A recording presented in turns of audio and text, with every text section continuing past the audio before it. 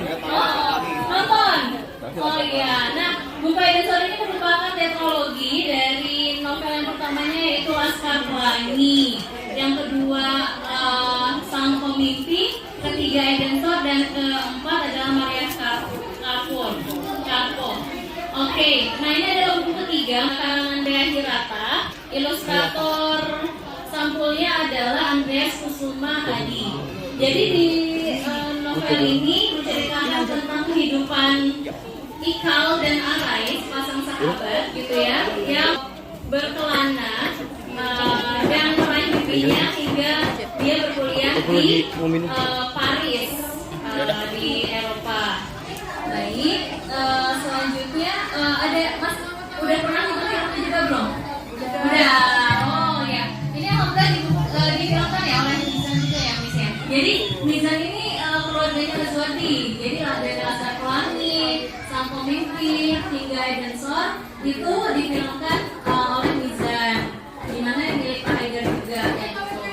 Baik, Miss Guntur akan membacakan chapter 11 Mozaik 11 yang berjudul John Wayne. Tapi karena waktunya terbatas ya, hanya 10 menit, jadi kita akan bagian tengahnya. Di saat Ikal dan Alain ini sedang baru sampai nih dari Indonesia, Jakarta ke desa kecil yang bernama Brokgi, gitu ya. Tapi ternyata si Ikal dan Alain ini mengalami masalah administrasi sehingga dia tidak diperkenankan untuk tinggal di apartemen milik Van der Wall seperti itu. Jadi dia diusir, mereka berdua diusir. Baik, aku akan bacakan kisah selanjutnya. Kami meninggalkan gedung yang tak bersahabat itu, terseok memanggul ransel dan menyeret koper butut yang berat, tak karuan tujuan. Yang ada dalam pikiran hanya bagaimana menyelamatkan diri dari sengatan dingin. Dalam rumah-rumah persegi berjendela kaca, orang berkerumun di ruang tamu mengelilingi pohon Natal, kemarang, bersandar gurau, tak mau jauh dari jangkauan pemanas. Di sini tak bisa sembarang mengetuk pintu rumah orang. Pengalaman dengan Van der Wall sedikit banyak mengajari kami dan kami belum melapor pada pihak berwenang. Mengetuk pintu dalam keadaan seperti itu sangat mungkin berurusan dengan hukum. Motel tak tampak, Brokgi sama sekali bukan tujuan wisata. Semua bangunan tertutup, tak seorang pun keluar mudah dan tak ada kendaraan melintas. Kami tak tahu bahwa semua orang bersiap situasi gawat yang terjadi di malam nanti. Suhu akan drop secara ekstrim. Kami malah mengobrol diri, berkeliaran di alam terbuka yang dingin, mengumpankan diri pada kali iblis musim salju. Arai membeli lilin di sebuah kios kecil dan kemudian langsung tutup. Kami bergerak terus agar tak membeku. Pohon-pohon menjadi putih, jalan raya menyempit di lamun bongkahan es. Atap-atap digelayuti timbuhan salju. Dari buku Collinsworth Atlas, aku melihat Brokgi tepat berada di sisi Roxy, laut utara terdingin, disarankan untuk dihindari selama musim salju karena dinginnya berbahaya. Laut utara adalah mainstream laut es Arktik di kutub utara. Jika hujan tiba, bahkan burung Remox di Brokgi melarikan diri ke pantai-pantai Italia. Di ujung jalan Outland, kami menemukan bangku taman. Kami duduk di bawah naungan kanopi. Kanopi itu pohon ya. Kalau di sana sebuah pohon untuk berteduh. Hujan salju makin lebat, sunyi, mencekam. Desas angin berubah menjadi 1000 rata lembing, menghujam tubuh kami yang lapar kedinginan. Seumur hidup dijerang suhu dalam kisaran 34 derajat Celcius. Bahkan baru sehari yang lalu di Belitung kami bermandi air panas 39 derajat. Kini kami menghadapi suhu yang bisa jatuh sampai minus. Malam merambat, iblis es dari utara ditayangan. Mula-mula menggigit daun telinga, berdenging, lalu mencakar-cakar pipi dan menyerap ke dalam tubuh, nusuk-nusuk tulang, membekukan sumsum. Kami terperangkap di suhu yang terus merosot sampai sulit bernapas. Pukul 2 pagi, Arai mengeluarkan termometer. Kami terbelangkap. Suhu telah terjun ke titik minus 9 derajat Celcius. Kami cemas. Kami sama sekali tak berpengalaman dengan suhu ekstrim ini. Tak seekor hewan pun tampak. Semuanya berlindung di dalam liang menyelamatkan diri dari gempuran salju yang buas. Semakin malam, makin tak tertahankan. Hembusan uap es dari salju utara menyatu menanjung Zeebrugge di perbatasan Belanda. Melesat bebas, bersiut-siut, yang menghalangi hanya 2 kukuh kurus anak Melayu yang seumur hidupnya tak pernah berjumpa dengan salju. Gelap mengerucut di lilit dingin, suara alam lenyap terisak angin, bahkan angin sendiri membeku. Kami berpelukan duduk, lengket, mengerut, menggigil hebat, gigi menggelet-gelet seperti perkusi tulang, jemari kisut dan perih. Tubuh gemetar tak terkendali diguncang-guncang. Dingin menyengatku sekejam, sengatan lebat yang paling berkesan. Lalu kurasakan keganjilan dengan pandanganku mulai berputar dan aku tak merasakan kepalaku. Aku tak berkepala. Kemudian leherku tercekik. Aku meronta-ronta. Inikah serangan maut pulmonari edema? Arai menundukkan kepalaku. Darah tumpah keluar dari hidungku, menyala merah di atas salju yang putih.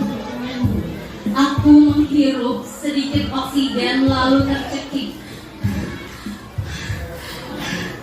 Arai membuka syalnya, melilitkannya ke leherku. Bertahanlah, Tontoh, jeritnya panik. Ia membuka koper, mengeluarkan semua pakaian, dibalurkannya berlapis-lapis di tubuhku. Jemariku biru. Aku tersengal-sengal. Tiba-tiba Arai mengangkat tubuhku, lalu pontang-panting berbuyung-buyung melintasi timbunan salju setinggi lutut menuju pohon rowan. Aku ditidurkannya di tanah, di bawah timbunan dedaunan rowan. Mengapa Arai menidurkanku di tanah? Aku makin menderita karena tanah telah menjadi balok es.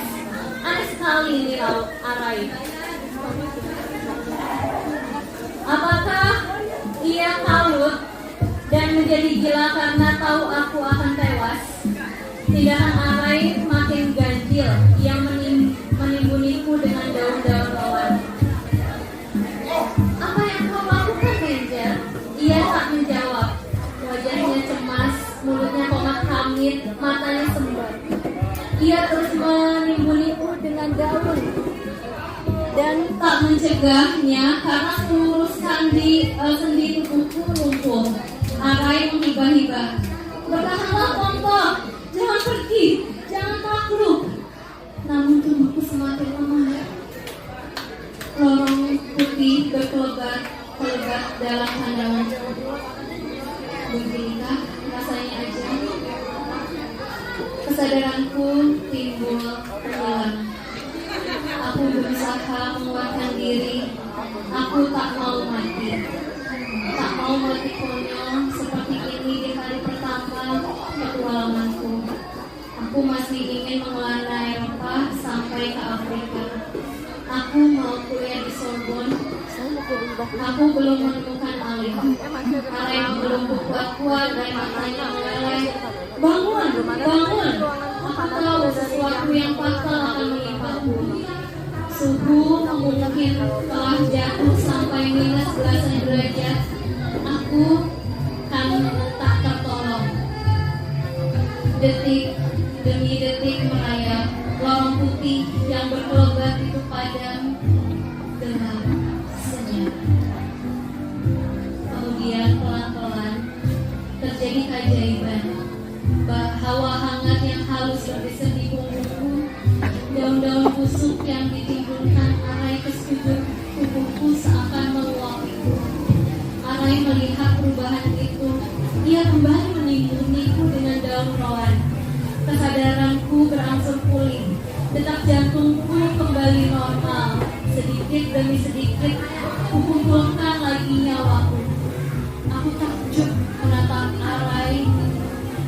Ia memetik tirai. Humus, humus kawan, humus Taiwan beribu pria menyimpan panas. Begitulah cara tentara Rusia bertahan di musim salju. Apakah kau tak pernah membaca buku sejarah? Arai kembali bersemangat menimbuniku dengan daun-daun rowan sambil tertawa terteteh-teteh. Untuk sekian kalinya sejak kecil dulu aku kagum akan beragam ilmu-ilmu antik sang simpai keramat ini. Arai menyalakan lilin dan membuka bungkus plastik ikan teri salmon ibuku. Kami memanggang ikan mungil itu dengan cahaya lilin. Inilah jalan hidup kami di Eropa. Dan rakun di Eropa, bau ikan teri membangunkan keluarga tupai, kelinci, dan rakun mapes. Suasana semarak karena makhluk-makhluk itu jinak. Mereka mencicit-cicit gembira, pipinya gembil, sibuk memomah biak ikan teri. Rakus tapi lucu. Anak-anaknya bermunculan dari liang hibernasi, malas, manja, dan gendut-gendut. Beberapa ekor berdiri seolah berkata, "Selamat datang di Eropa, Pangeran Salju." Terima kasih. Thank you guys. Tadi aku membacakan film, kalian juga terdengar sampai sana nggak? Iya, terdengar ya. Terdengar. Siapa sih sahabatnya Ikal yang menemani petualangan pertama Ikal di Eropa? Ada yang tahu? Siapa? Siapa? Ali, betul. Yeay. Siapa tadi? Ali, thank you Ali. Sini harus. Ya. Kemudian, kenapa sih Arai dan Ikal tadi sampai terjebak di luar? Ada yang tahu nggak kenapa? Kenapa ya? Aku nggak masuk kamar. Kenapa ya nggak masuk ke apartemen? Gimana? Oke, mungkin bisa. Ada secara administrasi. Betul, baik. Administrasinya kurang ya, lengkap gitu. Nggak boleh masuk Jadi, kamar. betul, jadi nggak boleh masuk apartemen dan harus mengurus untuk keesokan harinya gitu ya. Sehingga mereka harus di luar gitu, sedangkan mereka nggak kenal siapa-siapa gitu ya, nggak punya uang, polisi nggak ada gitu, maksudnya motel juga nggak ada, semuanya mereka keluar. Terus ingat nggak suhunya berapa sih pas Ikal hampir ini ya pingsan kedinginan? Ingat nggak suhunya berapa? Minus 9, betul, yeay, minus 9 derajat Celcius. Ada yang udah pernah? Ini kalau saya sudah. Waktu di mana? Oh di Jepang, minus 9 atau di bawahnya minus 9? Oh di atas, oke, minus 9 jadi dingin banget ya. Oh di bawahnya.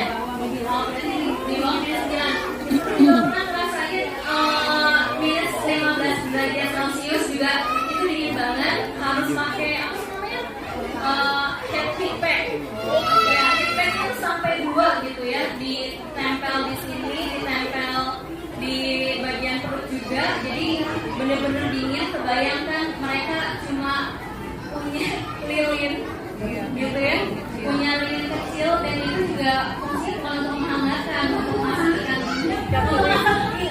ikan teri gitu ya, yang dari beletong gitu. Jadi baru pertama kali. Nah, menurut kalian sebenarnya kira-kira kalau kalian keluar negeri nih, kira-kira apa yang harus disiapkan ya supaya nggak kayak Arai dan Ikal? Siapin jaket, terus apa lagi? Ketek, terus apa lagi? Bawa duit. Terus apa lagi? Repot ya, kita nggak punya. Gitu ya. Melengkapi administrasi, betul ya, dipastikan sebelumnya itu sudah siap segala administrasinya ya, supaya tidak ditolak, bahkan dideportasi gitu ya, seperti itu. Barangkali selain Zia ada yang punya pengalaman lagi di musim bersalju? Oh, oke, kalian gimana? Di Rusia? Oh, di sini juga dijelasin dia ini ya, apa namanya, diceritakan dia ke Rusia juga. Di Rusia gimana Di Rusia kalian? gimana? Kalau di Fujikyu ini nggak sih? Ini hasilnya berapa ya? Gimana? Fujikyu Jepang. Oh, kayaknya Jadi apa? gara-gara kedinginan.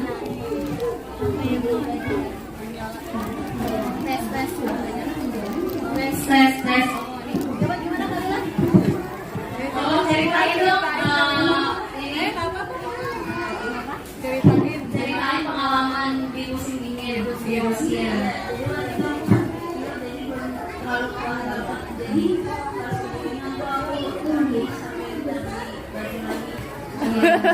Dingin banget kan Bisa barangkali punya di musim salju. Selalu musim panas ya, kepanasan gitu ya. Jadi memang kalau di musim salju memang harus banyak persiapan ya, kayak yang simpel gitu ya, kayak lotion itu perlu banget, lip balm gitu ya, pecah-pecah berdarah-darah gitu ya, sampai tadi Iqbal juga berdarah-darah kan, hidungnya mimisan gitu, bahkan kena hipotermia gitu ya, yang bahaya banget kalau itu bisa meninggal loh, kayak gitu bisa. Jadi harus persiapannya, jaket tebal itu harus banget kayak gitu, dan bawa persiapan yang lainnya. Itu aja sih dari dulu. Barangkali ada diskusi lain, ada pertanyaan dari kalian, ada tidak? Ada? Oh tidak ada, oke, karena waktunya sudah sangat terbatas, sudah habis. Terima kasih banyak. Wassalamualaikum warahmatullahi wabarakatuh.